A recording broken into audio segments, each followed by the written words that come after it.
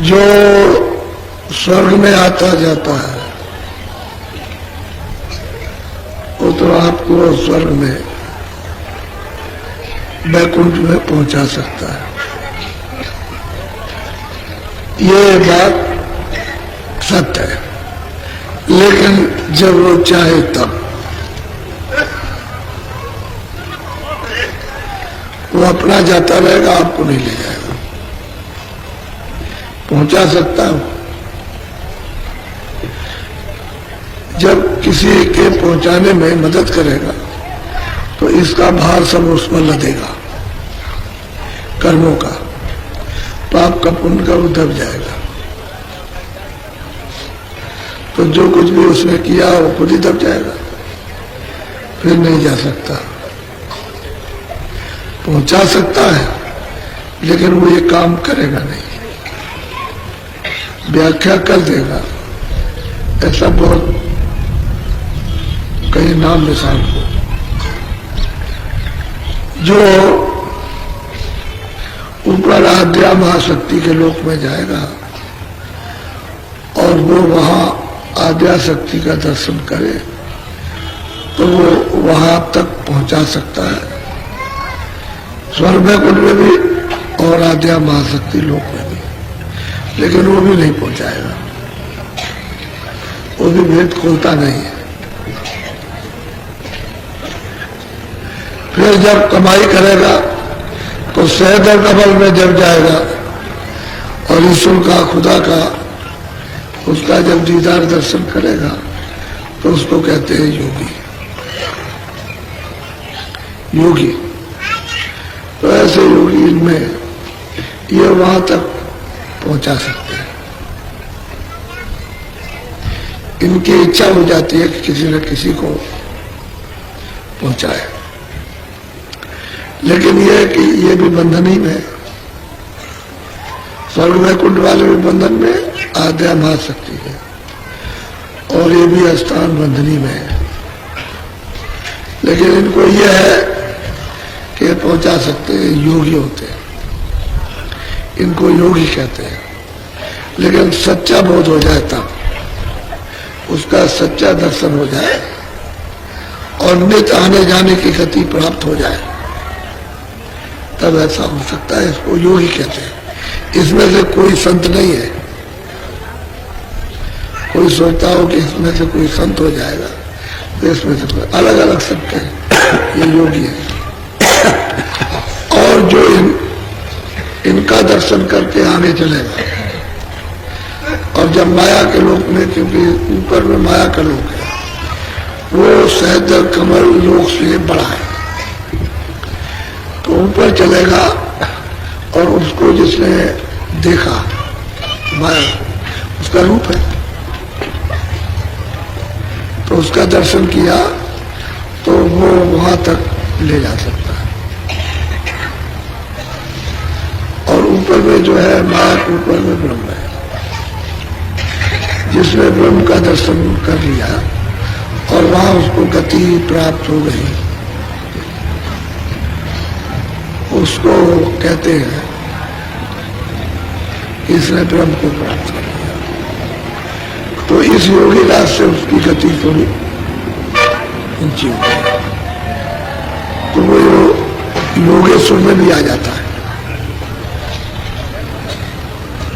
इसमें से कोई भी संत नहीं, क्योंकि ये जितने भी स्थान हैं ये संतों की। अब जो ऊपर जाएगा वो नीचे का सवाल जानेगा, वो स्वर्ग का भी, वैकुंठ का भी, शक्ति लोक का भी, ईश्वर के धाम का, माया लोक का भी, और वो उसका भी, उसको भी दर्शन करेगा, क्योंकि उसने ब्रह्म का साक्षात कर लिया। यही है रब। मुसलमानों का ये रब है, हिंदुओं का ब्रह्म ये, इसका साक्षात्कार। लेकिन ये यहां तक जाने में तो दूर से दर्शन करेगा, दूर से, और इन्हीं के शब्द पर दर्शन करता रहेगा, क्योंकि ऊपर का तो भेद उसको मालूम है नहीं, वो जानता नहीं। तो यही तक रह जाएगा। लेकिन ये भी अगर इसकी इच्छा हो जाए तो ये वहां तक पहुंचा सकता है। ये भी बताते नहीं, गुम हो जाते हैं, गुम ऐसे गुम रहते हैं। तो थोड़ा बहुत इशारों में कहीं किसी जगह लिख दिया तो लिख देते, लेकिन ये भी गुम हो जाते हैं, क्योंकि ये भी कर्मों के बंधनी में है। वहां कारण कर्म है, सैदल कमल में जो है वो सूक्ष्म कर्म, और स्वर्ग वैकुंठ में लिंग कर्म है, और इस शरीर में स्थूल कर्म है। तो ये कर्मों के ही बंधन में रहेंगे, इसके परे इनमें से कोई संत नहीं और इसमें से कोई साध भी नहीं है। यह संत की और साध की कोई गति नहीं है, क्योंकि साध की भी गति बहुत ऊंची है और संत की तो पूरी है। तो इनमें से कोई नहीं है। अच्छा, इनकी अगर कोई किताब भी रहेगी तो उसमें ऊपर का कोई समाचार संकेत नहीं मिलेगा। ये नीचे का भी कहेंगे तो बहुत बचागे, आपके पल्ले तो कोई पढ़ने वाला है नहीं, इस तरह से वो वर्णन करेंगे, खुलासा नहीं। तो ये मतलब ये है कि अब ये भी बहुत वैसे बड़ा पद है, सैदल कमल भी बड़ा पद है, क्योंकि ईश्वर का दर्शन किया तो उस हिसाब से तो ये बड़ा है ही, उससे बड़ा उसका दर्शन है। तो ऊपर में ब्रह्म के ऊपर में प्रकृति है, वो प्रकृति वो अपना काम कर रही है और उसके ऊपर में पुरुष है। तो प्रकृति इस तरह का अपना काम कर रही है कि उधर कोई नहीं पटक सकता, वो जाने नहीं देगी, उसका काम है। लेकिन यह है कि गुणातीत हो जाएगा, कर्मों की हद से परे चला जाएगा और इसके ऊपर में किसी भी प्रकार के कर्मों का पर्दा नहीं रहेगा, लेकिन वहां टिक जाएगा, वो टिका रहेगा और ये बताएगा लोगों को कि भाई गुणातीत हो, गुणातीत हो। और पुरुष के दर्शन से वंचित रहेगा, उसको पुरुष का दर्शन नहीं होगा, नीचे रहेगा उस मंडल में और नीचे उतर जाएगा और जो चढ़ाई करेगा शब्दों से करेगा, इसी शब्द से चढ़ेगा। और अब किसी को बता दे, लेकिन बहुत कम बताते, इसलिए इसमें कोई साथ और कोई भी मतलब यह है कि संत नहीं है। अब ये जीव है जो बेचारे पढ़ते लिखते हैं, इनको उनको हिंदुओं में मुसलमानों में सब में, तो ये क्या जाने उसको, इनको मालूम क्या रहेगा। तो सूरत को संदेह हो गया, संदेह उसको कुछ नहीं है, वो तो अपने संदेह को मेट चुकी है। अब संदेह है आपको, तो आपका संदेह कैसे दूर हो।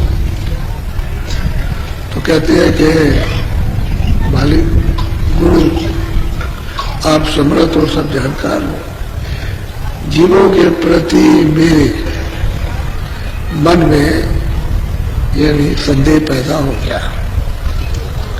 कि जीवों को ये कैसे बताया जाए कि साध कौन है, संत कौन है और योगी कौन है, ये कैसे उनको समझाया जाए।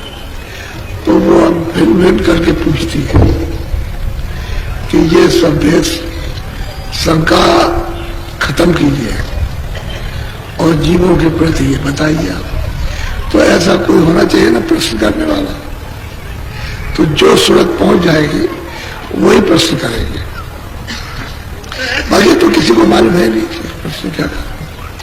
तो कहते हैं कि ये बताइए कि संत किसको कहते हैं।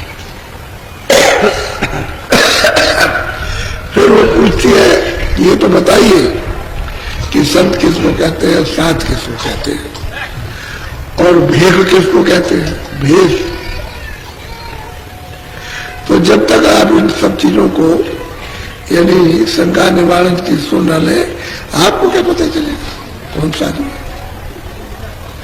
कोई दाढ़ी बहुत रखाता है, कोई बाल है, कोई गेरू कपड़े पहनता है, कोई सफेद कपड़े पहनता है, कोई मतलब ये कि और तरह से कोई काले कपड़े पहन लेता है, तो कोई नंगा हो जाता है, तरह तरह के वेशभूषा। कहते हैं इसमें कौन मतलब वेश है, कौन साध है और कौन मतलब है कि संत है, अलग अलग ये हमारी शंका को जीवों के प्रति दूर की है। तो महापुरुष उसकी शंका को दूर करेंगे, तो करते हैं शंका। ये भी आपने कभी सुना नहीं, वैसे तो मैं आपको ऐसे ही बता दूं, लेकिन आप कहेंगे कि प्रमाण के साथ हमको बताइए तो अच्छा रहेगा, तो उसमें यह रहता है कि पुष्टि है। जब प्रमाण मिल जाता है आपको हाई कोर्ट का, सुप्रीम कोर्ट का, कि ये इस फैसला ये हुआ, तो आप चुप हो जाते हो। ये तो सुप्रीम पावर है, दैविक सुप्रीम पावर। जब उसका प्रमाण मिल जाएगा तो आप चुप हो जाएंगे, और नहीं तो बस छलांगे लगाते हैं आप, कि अभी नहीं ऐसा होगा, अभी वैसा होगा। जब उस पावर का जब आप हो जाएगा निराकरण, तो आप चुप हो जाते हैं कि भाई आगे कहा जाएंगे। बस एक सीधी सादी बात है। तो जरा आप इसको ध्यान दे के सुन लीजिए। हाँ, अच्छा ठहरो,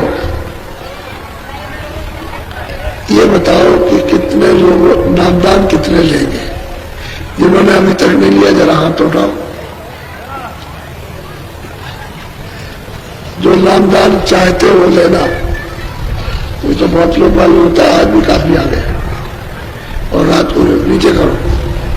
अच्छा हाँ बोलो।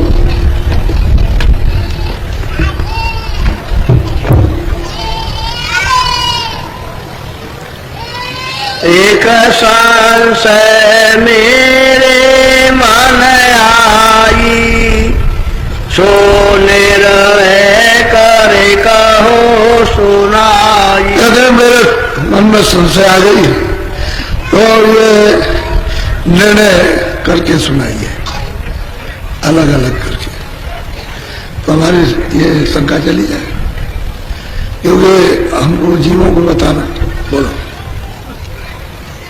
संत नाम तुम किसका गाओ, साध भी करो वेद बताओ। कहते हैं कि संत संत संत संत बात तुम्हारी है बराबर, कि संत ढूंढो संत ढूंढो संत ढूंढो।